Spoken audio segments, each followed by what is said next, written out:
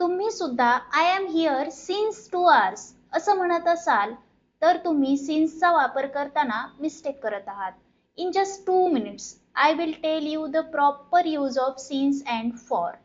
Both talk about the time but not for the same. Since tells us when something started.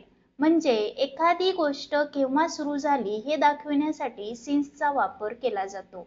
For example, since morning, since 2020, since childhood. तसेच I have lived here since 2015. तर फॉरचा वापर हा total time duration दाखविण्यासाठी केला जातो.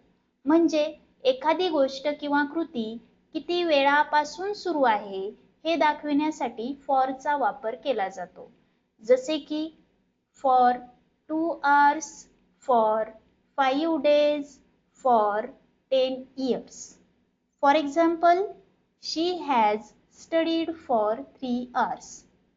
Always remember, if you see point of time, use since, and if you see period of time, use for. Okay?